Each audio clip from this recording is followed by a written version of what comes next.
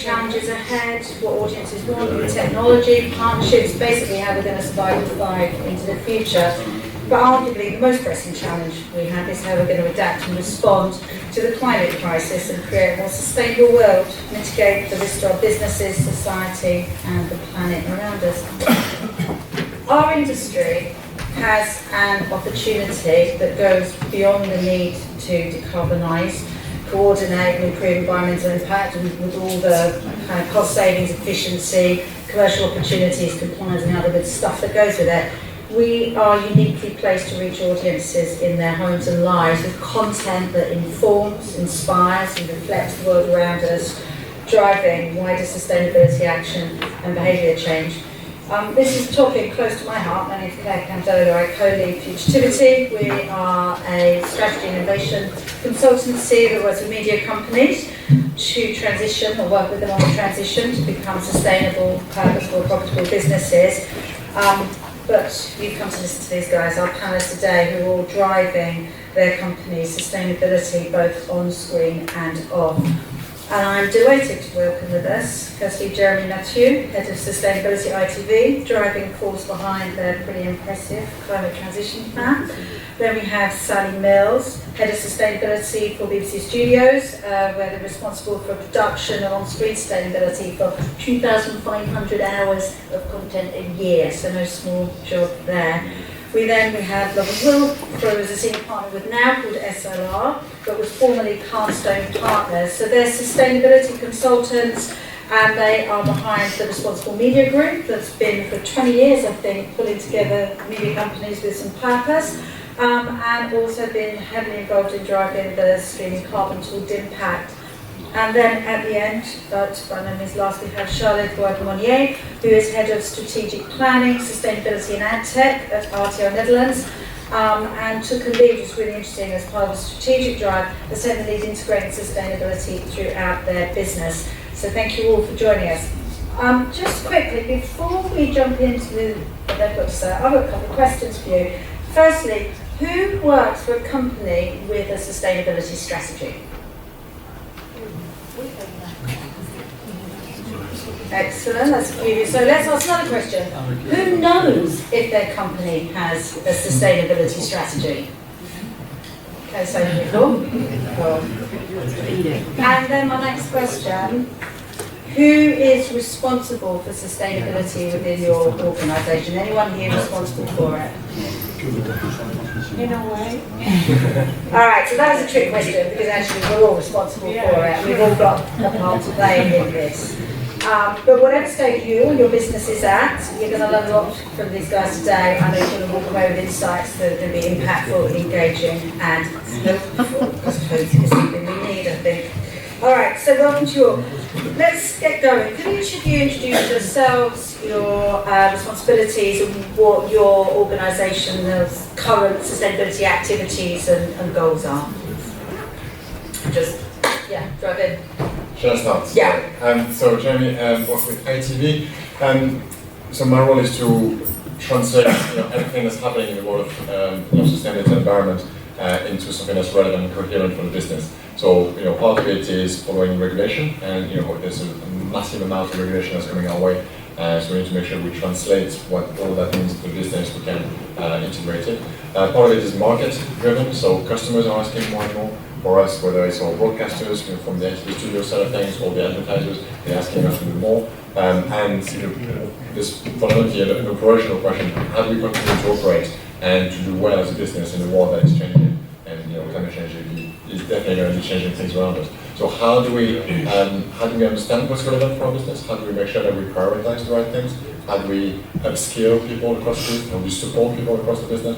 And how do we chart a path towards a more sustainable activity? So, in a way, the role is increasingly about sort of change management around sort of preparation and kind of horizon scanning and make sure that we are on track with that.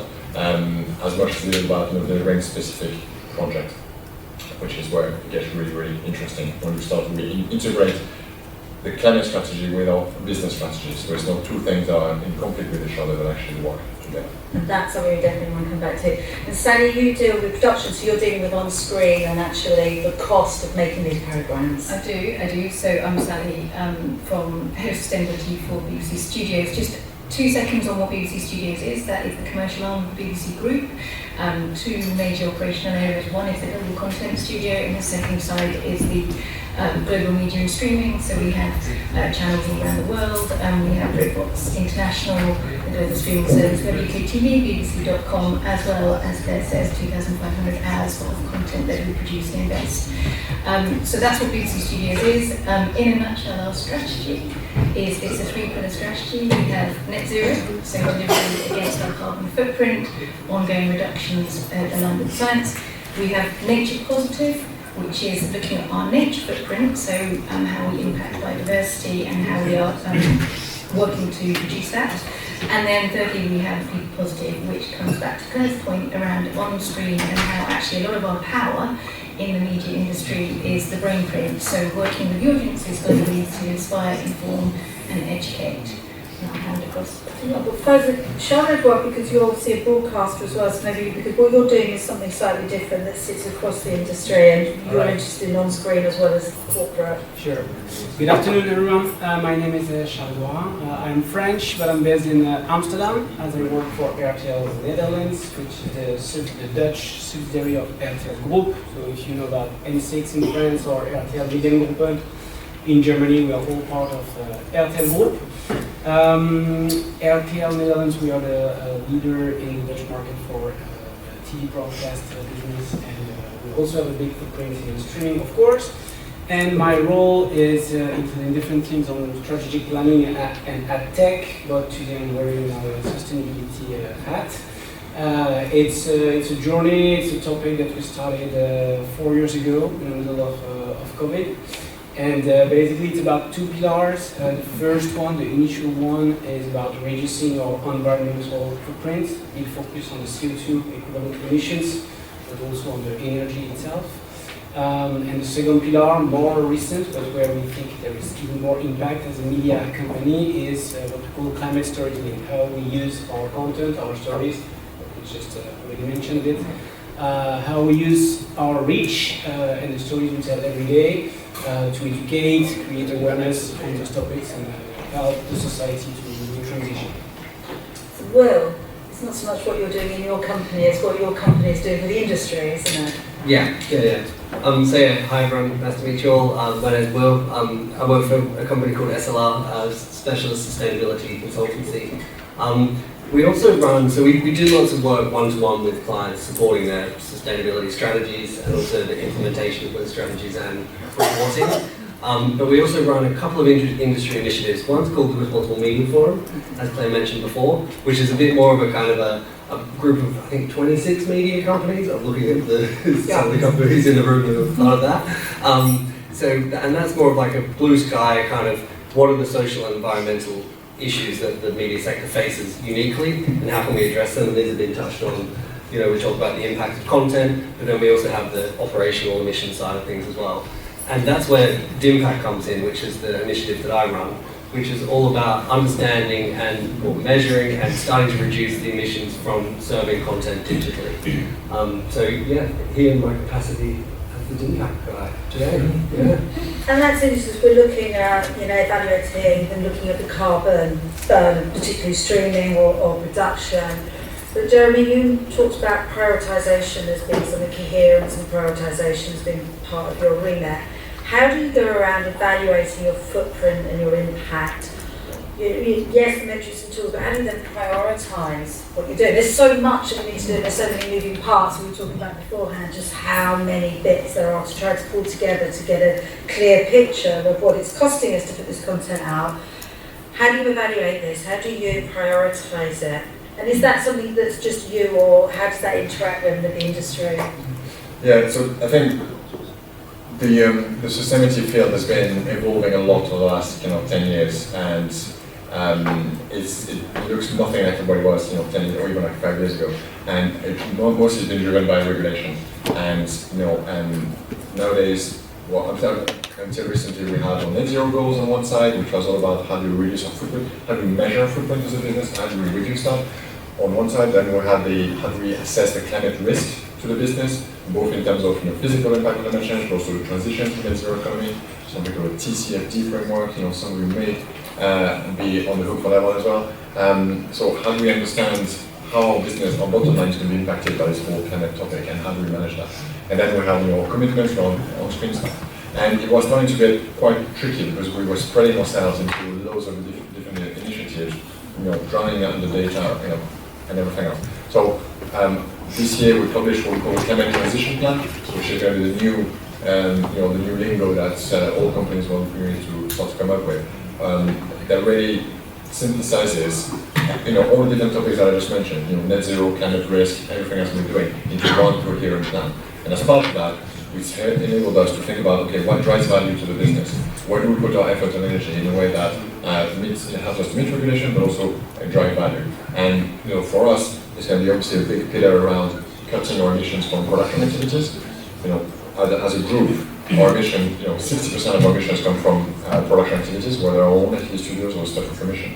So that's going to be a priority. But also, we know increasingly advertisers want to put their money on media platforms that are low carbon.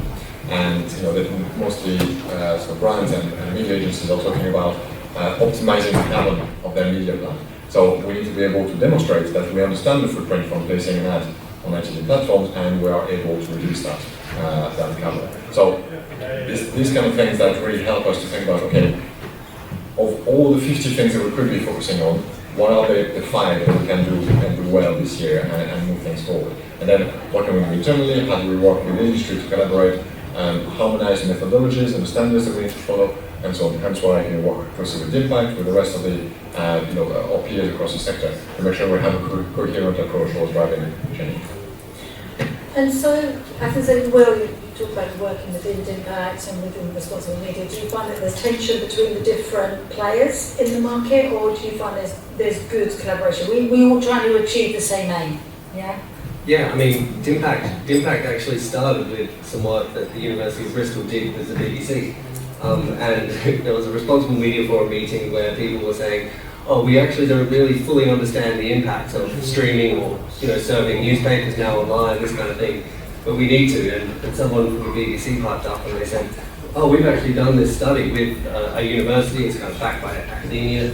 We wouldn't recommend you go out and do that again yourselves, because we've already done a lot of the hard work. And they kindly enough sort of brought a lot of the concepts from that study into Impact, and then we were able to kind of amplify it and spread it across the industry. So yeah, I mean, I think there's like collaboration, but sometimes it's like one or two companies think about this, and then they share it with the industry, and then everyone gets on board. So I think there hasn't been much tension in terms of the digital emissions from our side. It seems like everyone was pretty keen to have someone make this much easier for them than if they'd started from scratch. And how are you finding that, Shazza, work in the Netherlands? I mean, I know you cooperate quite a lot with UK broadcasters. Is everybody on the same page in your market? So we collaborate already a lot with NTV and BBC in the UK, and also at Dutch level with our colleagues. But yeah, it's very important to understand that collaboration with regards to sustainability and achieving net zero emissions. It's crucial, because we have to understand that, for example, in our case, but I guess it's the same for you, 95% of our emissions are due to external partners we work with and that we have to import. It can be AWS for the tech side, it can be all the production parties we work with to acquire content and to produce content, it can be the car that you lease to external companies for your employees, it's your business travel that you purchase via external agencies. So all that, it's about collaboration and finding the right partners and aligning your goals and your plans with external people. So it's all about collaboration. Otherwise, you cannot solve the problem, the issue on your own. So it's very important. So we are, at the Dutch level, we are working for now 2 years with all the main broadcasters in the industry and the main production companies, and also the facility management companies working in the production space, to align on the standards, to align on best practices, and to share all the knowledge we can have. Some of us are more advanced than others, so it's all about once again collaborating. and especially in the content production side, because in our case, you mentioned 60% on your side is coming from the content. For Airtel and Denmark, it's a bit more. 70-75% of our footprint, CO2 equivalent footprint, is coming from the content. So we have to work with all those players around to align on new workflows, new ways of working, and measure all together all the issues. Sally, this brings us nicely to the production, and obviously, how you're evaluating. Maybe you could tell the audience a bit about Albert and how you've kind of found frameworks to measure and to reduce the impact of productions. Yeah, I mean, I think just one word that you said, Claire, is quite important. It's transformative. So in the context of delivering net zero, transformation has to happen, and we can't do that without collaboration. Yeah. So around about 10 years ago, we set up, one of my colleagues, Richard Smith, the brilliant Richard Smith, created after Albert on the back of a piece of paper and gifted it to the industry. And that is just one forum alongside the Responsible Media Forum and Impact, all of these other forums where we come together to deliver change. Back to Jeremy's point, in terms of we've got all these great collaborative forums where we are working across the industry, but in terms of implementing inside your business as well, what we've done in BBC Studios is just stripped it right back to three very simple things and said think about your travel, energy and waste in the context of your very specific daily life. So when you're going about your different areas of business, because everyone's got very different jobs, think about the travel, energy and waste and how you can reduce, and we can support you in those solutions. There's lots of areas of collaboration. Are these standards being adopted or used to? It's one thing collaborating, but are we all measuring the same things? Are we all conforming to the same standard? Is the regulatory environment helping us, or is it currently hindering us? I'll put that out to the group. I can start. I think the degree of data quality that is expected from us is increasing, and nowadays we need to provide carbon data and environmental data that goes with limited assurance. So increasingly we have to provide data that's going to be on par with the financial data that we put in our annual report, basically. So that means we need to be a lot clearer around how we go about collecting this data and the methodologies we have around it. And it can be tricky because sometimes different customers will be asking data in different ways. We've seen that a lot in advertising, for example, and even for ourselves, we as broadcasters, we can be asking different things from different producers and different people in our value chain. So there's a lot of work to be done around ensuring that we have the right methodology, that we can all align on that, but also how do we build the processes and controls and how we collect that data and how we report it. And I think increasingly, as someone that's going to be required of the whole value chain, is going to have its game on that front. So, you need to work on a very tailored way from the TV production side of things. It's Albert from the advertising sort of media space side of things. So Ad Zero and GARM, another body. Those are acronyms in this space as well. Are very much leading the way in terms of defending methodology. But that's critical to make sure that we're aligned on that. So otherwise, it can be very, very chaotic very quickly. Completely agree with Jeremy, but all I would say is that it shouldn't stop you starting the journey. It's sort of the data has to be iterative. It's not perfect. You start in a certain place and then keep improving it as we go along, working together to make sure we're measuring the same things. I think that's definitely something we see when we talk to companies, is there's a sense of kind of rabbit in the headlights of where do we actually start with this, because it's so big and there's so much to do.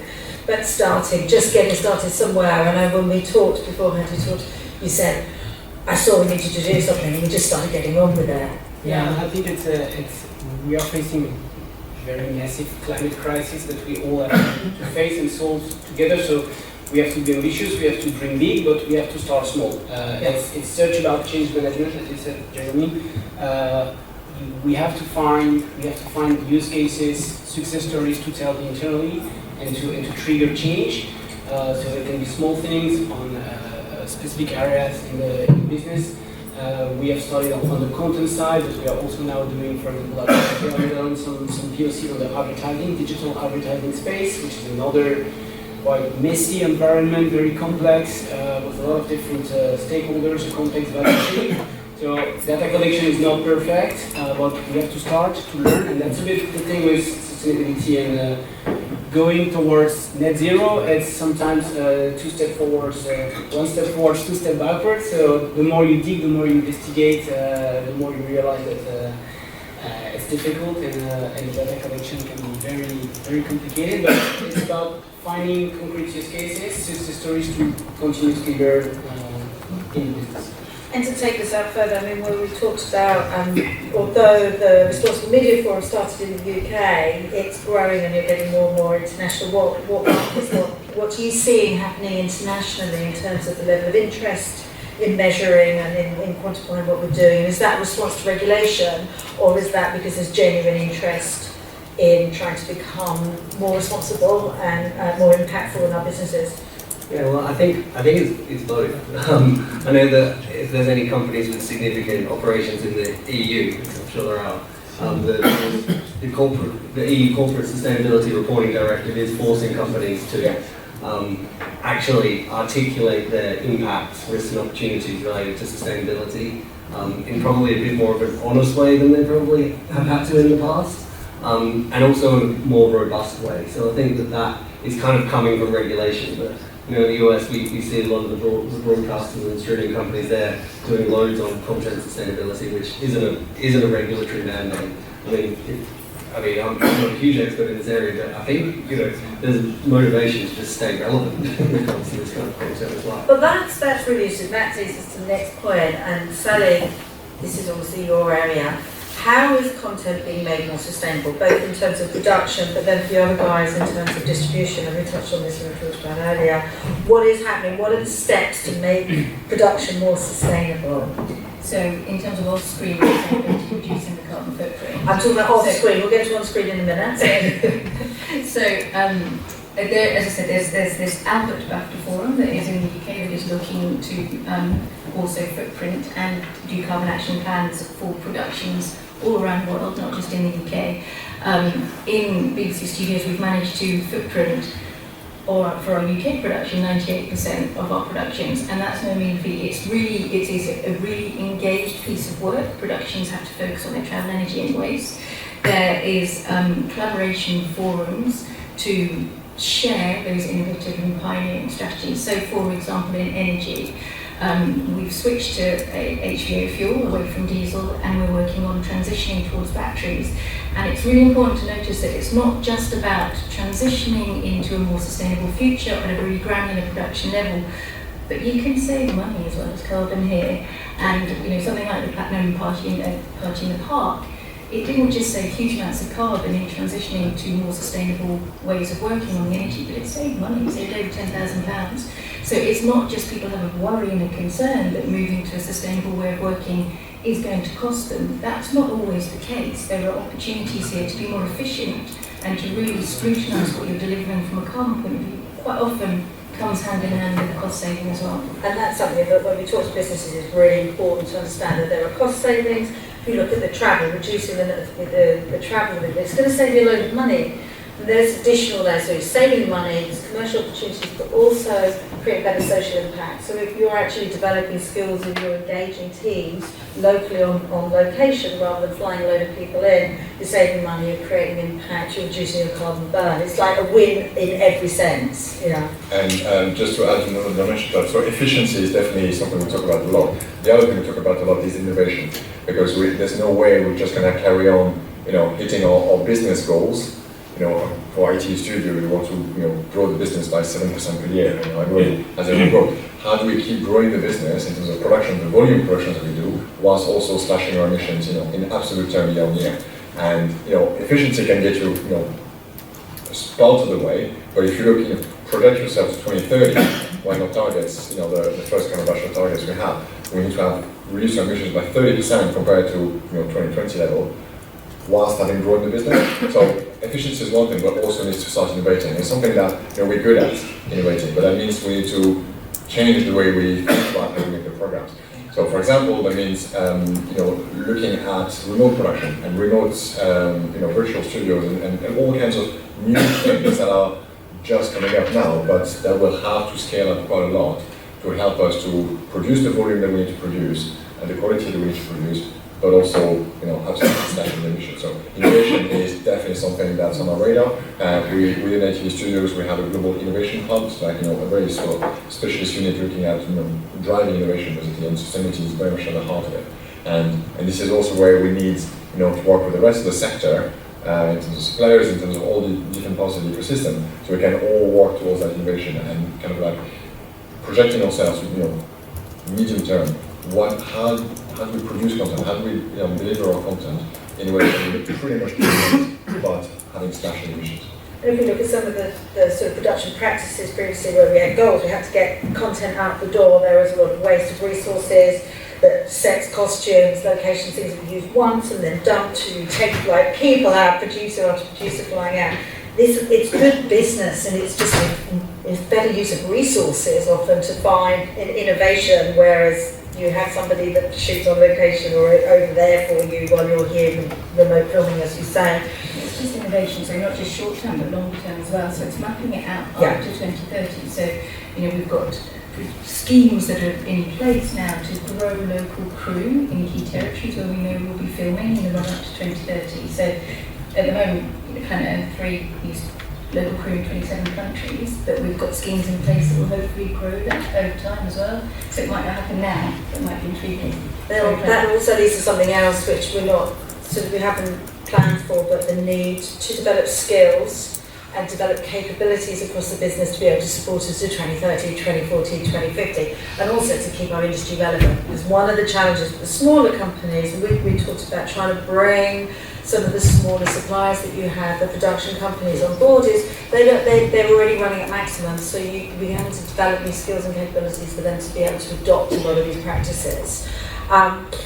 We also talked about on-screen and how important that is, and you were really keen that we talked about on-screen, the power that we have as a broadcasting streaming industry to meet people in their homes and to bring that message. Do you want to talk about some of the stuff we've been doing, Artie, and Yeah, just to put the perspective, and as media company RTL Netherlands, we have a footprint, of course, a carbon footprint, but compared to other industry, again, it's not that huge. Compared to agriculture, fashion, or travel industry, to be honest, it's not that big. So, of course, we have to decrease it and to achieve net zero. It's a requirement. But again, where we have more impact at global level, proper impact in the change in the society, is all with all the stories and the narratives and the all this imaginary that we tell and share every day with millions of households in the UK or in the case in the Netherlands. And it can be, of course, with the news coverage, but with all type of content, like drama series, talk shows, quiz shows, all this content. There is always a way to find angles for news stories to share between the lines or very clearly in the scenarios. Stories about climate crisis, and the idea is to do it in a very positive way. So it's not about shaming and blaming. It's really about showing to people that there is solutions. And create awareness and create a movement and motion in order to help them to do the transition. So we had a first experiment 18 months ago. During a full week, we did a green week. So during a full week, we embedded the topic of plastic pollution in our daily talk shows, in some drama series, and even in some reality TV shows.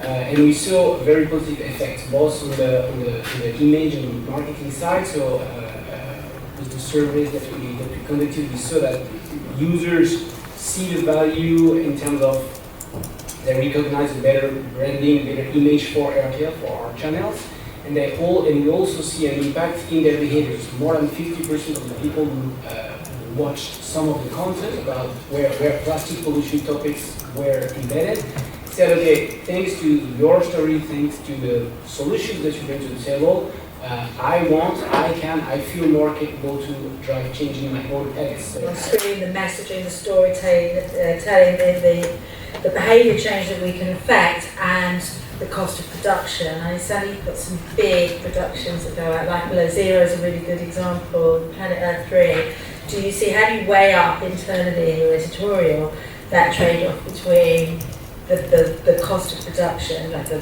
environmental cost of production, versus the storytelling and the impact you can have? So I think you do both. It's a short answer.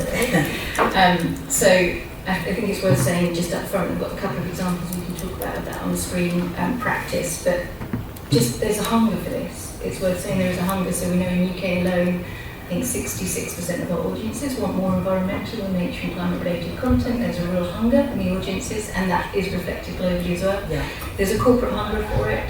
Frozen Planet 2 was sold just in 300 territories. That's one program. People want this stuff. They're really interested in it. So 3 examples of what we've done on screen. So Planet Earth 3, it isn't just about the linear program. It's also about teaming up with Minecraft Education. We've put it into a game that's been downloaded in 116 countries, translated into 29 languages. This is about getting into people's homes to inspire, inform and educate them, and that is incredibly valuable, and we know that that will help ultimately deliver this transformative change. You've also got your normalisation on screen, so in Silent Witness. We've had an example recently where I think the water dropped in a lake, and they had a comment about climate change because it had dropped in a lake. Unfortunately, it revealed a dead body, but there we go. That's just one of the storyline quirks. That's dramatic telly. Dramatic telly. And then UK TV have done a great food campaign with the NGO RAP recently, where they've just throughout the week they've got a little trail that goes about saying don't waste food, basically, and we know that 16% of people that have watched that have changed their shopping habits as a result. But very specifically, how do we balance that against the actual impact of delivering those programs? So Planet Earth 3, as I said, it's reached I think over 300 million people in China, but we used local crew in 27 countries. So it's about having a responsibility when you are delivering that. Life Below Zero, you mentioned, they've been looking at their travel. I think one form of travel is paddleboard. You know, they're out in Alaska and they're paddleboarding across the lake. So it's about looking granularly in every production where we can make change, as well as inspiring our audiences. So Jeremy, you work for a business that's all about value. It's a publicly listed company. It's great that we're doing this, it's really important. It's important for our business, for our future, for the screens. But is it making any money? Are we seeing positive financial outcomes of this? Because that's what we're all asked about a lot of the time. Is this a sunk cost, or is there actually commercial opportunity? Because I keep telling all the businesses I work with there's commercial opportunity, and I believe there is. What are you seeing? Well, I think it starts with like revenue protection. I think for me, it's like, you know, we also the climate related risks that we have to identify now. You know, we looked at the percentage of our broadcasters that we sell content to that have net zero targets, and it's, you know, over 80% of the broadcasters. So at some point they're going to be asking us as producer to deliver content, you know, including BBC, RTL and many others. So we need to make sure that we are able to deliver our content over, you know, medium-term horizon in a way that will satisfy those broadcasters' net zero, you know, requirement. If we're able to do that ahead of competition, sorry guys, but in a way that, you know, we can deliver value, eyeballs, high quality content with a fraction of the carbon cost, that will be something that helps us in those conversations with broadcasters. Not now, because we're still figuring it out, but over the next few years. Advertising, same thing. Again, going back to this, you know, it's a very useful exercise to look at the climate risks that we face. And, you know, one of the ones we identified over the last few years is changes to the advertising sector. As the whole economy transitions to net zero, things are going to change, right? Some of the sectors that are doing well now and advertising a lot, putting a lot of money into, you know, advertising, may not be around as much because they're not fit for that net zero transition. So how do we get ahead of those risks? How do we make sure we are able to identify our portfolio of advertisers and see what the risk may be and so on? And we did that. We did the exercise looking at our top 100 advertisers on IT in terms of spend. And we thought just how many of them have net zero targets and so on. We found over 80% have actually net zero target. So suddenly, it's not a risk, it's an opportunity. Yeah. Like those guys are going to be looking to sell their green products, green services, green brands to a mass audience beyond, you know, the Guardian and, you know, the kind of like focus stuff. So how can we position ourselves as the mainstream media, reaching absolutely, you know, tens of millions of people across the UK in a way that helps to normalize the green brands and give them the best possible platform. And some of the stuff, you know, early days, but I think my colleague, who's an IT person just in the panel before, talking about AI and being able to recognize, what's happening, vegan recipes, sustainable fashion, and so on and so forth. The word And then- known as recipes and fashion. That's the first point. Let's But talk then- some of that. But then help Tesco and Greggs and whoever to put their vegan sausage roll Totally. in that. So that's an opportunity if we can crack it in order to help the transition to green economy with those brands around very much. And those brands, just everyday brands, want to be aligned with this because consumers increasingly are demanding that the products they buy and their brands are aligning with their values as well as becoming more eco-conscious. So, Will, we're going to have to wrap this up quite soon. I have a question for you before I do a last one to everybody, which is, from your kind of helicopter viewpoint, what do you see as the biggest sort of themes and opportunities coming up in the industry? I mean, to be honest, I think we've touched on, I think the content and some of these exciting opportunities is probably where we want companies to focus on. I think, a lot of the work we do through things like Impact and Albert as well is really just legitimizing the companies to go out there and make these claims in their content. We know that, the media sector itself doesn't have a huge direct impact, but it has a massive opportunity for indirect impact. And it's quite an interesting sector as well, because I think a lot of other industries, they're talking to their customers about how to reduce the impact of using their own products. Yeah. We don't necessarily see that as the priority here. It's almost like how the media industry can help Evangelize. decarbonize Yeah. everything, which is really where the uniqueness comes in, I think. We just want companies to make sure they have a good handle on their own emissions so that it really gives credibility to what's going on screen. I think that's the opportunity. It's important to get that first part right, as it is for every company. Absolutely. Okay, so just by literally in 2 or 3 words, because I know we want to show Sammy's got clicks, he's working telly, like a bit telly, in a few words, each of you, what is your advice to companies, whether they're large or small, that are embarking on their own sustainability journeys? Because you guys have got collective knowledge that's phenomenal. Can I start, because I would like just to add something on the value very quickly? Go ahead, feel free. Of course, there is the value coming from advertisers in the commercial part, and indeed, also in the Netherlands, we see more and more advertisers willing to advertise around green context, around stories about climate storytelling. So it's coming more and more, but there is also value on the people side, on the employee side. I think it's a very important topic, very strategic topic for the employee branding. We are all facing, I think, a war for talent. So working on attractiveness and retaining our people is very important, and sustainability can be a driver for that. And about value, there is also the cost part. We mentioned that working on green production can naturally lead to less costs, and it's also true from the technical side and the digital services. So having a more optimized, efficient Azure, or AWS, or Akamai CDN optimization will lead to lower costs as well.